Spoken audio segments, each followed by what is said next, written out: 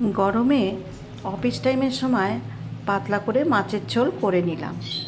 নমস্কার বন্ধুরা, ঘরের সাথে ঘরোয়া খাবার চ্যানেলের নতুন পর্বে সবাইকে স্বাগত জানিয়ে শুরু করছি আজকের নতুন রান্না রুই। আম দিয়ে রুই মাছের পাতলা করে ঝোল আমি কিভাবে তৈরি করি চলো একবার দেখে নিই। প্রথমে একটা কাঁচা আম আমি ছাড়িয়ে নিচ্ছি। একটা আমি কিন্তু 5-6টা মাছ করা যাবে।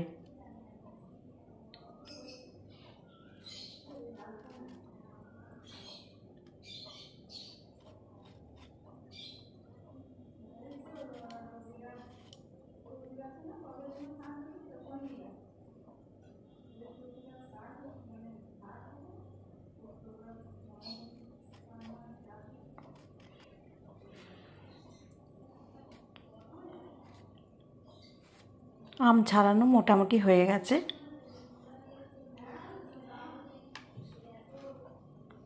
এবারে আমটাকে লম্বা লম্বা করে টুকরো করে নেব।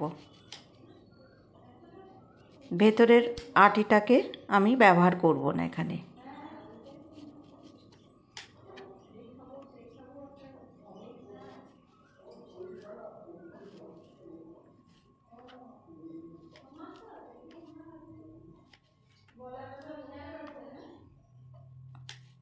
আমগুলোকে লম্বালম্বিভাবে কেটে নিলাম। এরপর আলুগুলোকে লম্বালম্বি করে কেটে নেব। প্রত্যেকটা আলু 4টে ভাগ করব। আমি 2টো আলু নিয়েছি এখানে।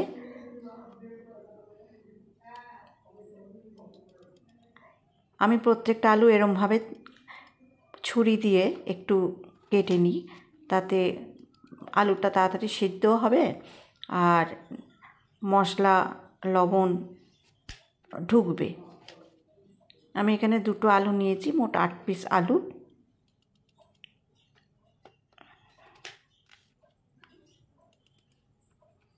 আমি এখানে ব্যবহার করছি।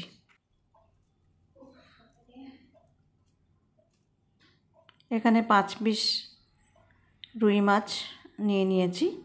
লবণ আর হলুদ মাখিয়ে নেব।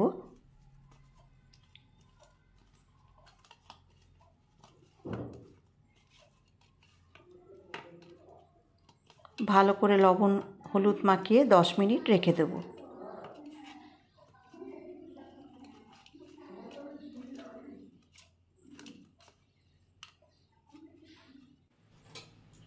কড়াইতে তেল গরম হলে প্রথমে মাছগুলো ভেজে নেব।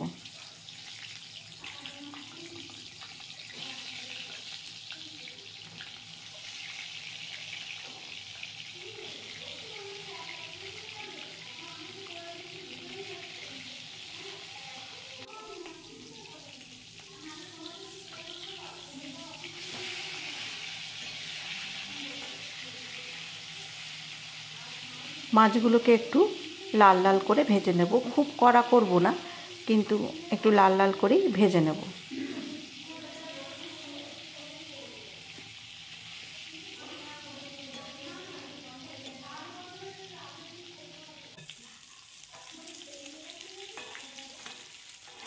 মাছ ভাজা হয়ে গেল। অন্য একটা পাত্রে মাছ ভাজাগুলো তুলে নিচ্ছি।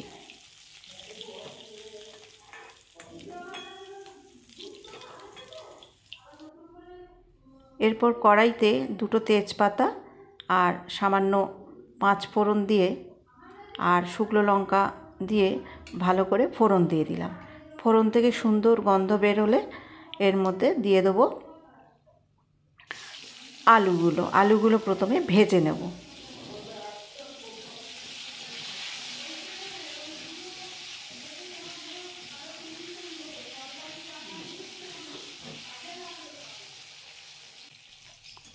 ভালো করে আলুগুলো ভেজে লাল লাল করে ভাজতে হবে, বেশি আবার লাল না, মোটামুটি এরকম লাল হলেই হবে। এর মধ্যে দিয়ে দিলাম 1/2 চামচ আদা বাটা,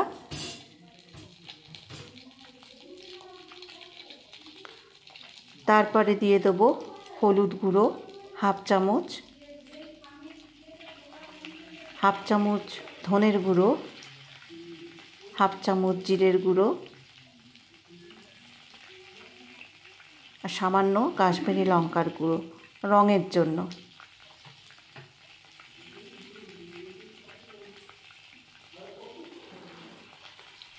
এবার দিয়ে দেবো সামান্য একটু লঙ্কার গুঁড়ো,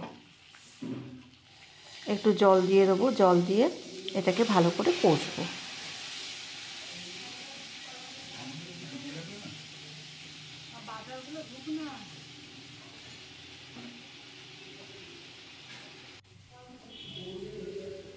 ভালো করে কষা হয়ে গেলে 3-4টে কাঁচা লঙ্কা এর মধ্যে দিয়ে দেব। যে যেমন ঝাল খায় সেই অনুযায়ী ঝালটা তোমরা কম বেশি করে নিতে পারো। এবার লম্বা লম্বা করে কাটা আমগুলো দিয়ে দেব। আম আলু ভালো করে কষিয়ে নেব।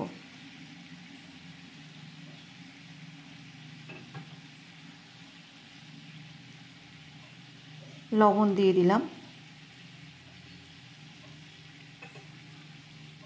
লবণ দিয়ে আবারও কিছুক্ষণ কষে নেব। দিয়ে এবার গরম জল ঢেলে দিলাম।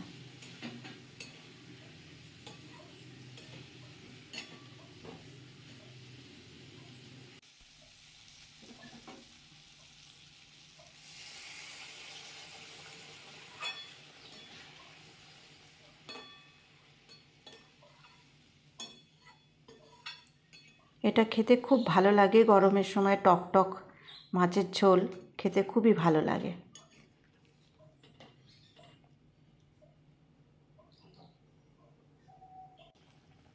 ঝোল ফুটে এসেছে। এবার মাছগুলোকে, ভাজা মাছগুলোকে দিয়ে দিলাম।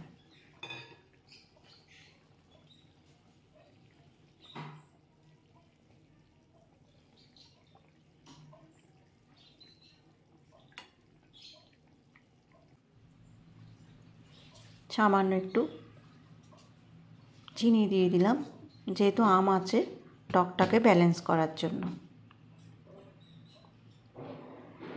একটু লবণটা কম হয়েছিল, সামান্য একটু লবণও দিয়ে দেবো।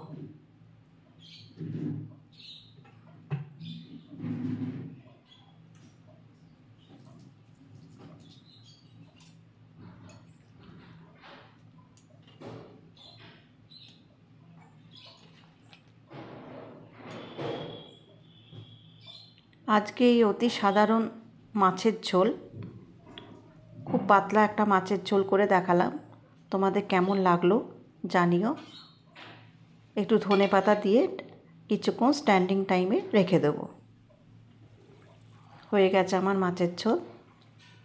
মাছের ঝোলটা কেমন লাগলো জানিও। আর লাইক তো দেবে, কমেন্ট একটা করো আর শেয়ার করে দিও। খুব ভালো লাগলে সাবস্ক্রাইব করে দিও একটা।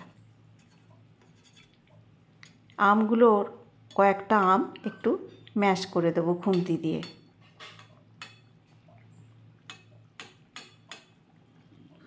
আলুটা সিদ্ধ হয়েছে কিনা দেখে নিই। হ্যাঁ, সিদ্ধ হয়ে গেছে। হয়ে গেছে আমার মাছের ঝোল।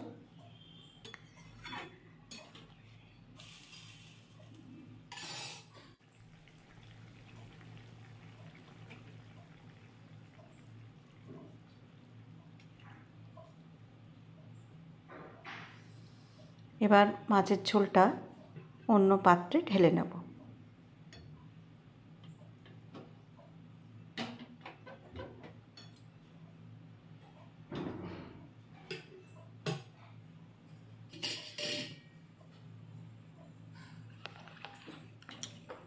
আর একবার মনে করিয়ে দিই, আমার রান্না ভালো লেগে থাকলে একটা লাইক কমেন্ট দিও।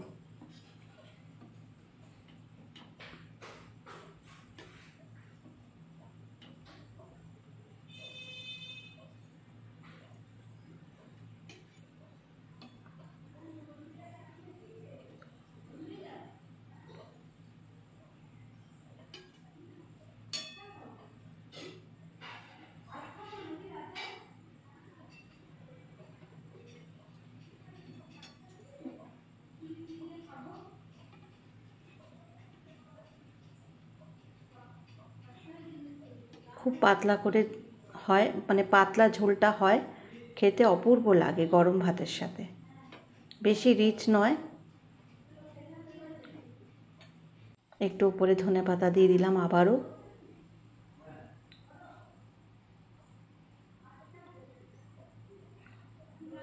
কে কোথা থেকে ভিডিওটা দেখছো একবার কমেন্ট করে জানিও। তাহলে আজকের মতন আমার রান্না শেষ। আগামীকাল নতুন একটি রান্না নিয়ে আসবো তোমাদের কাছে।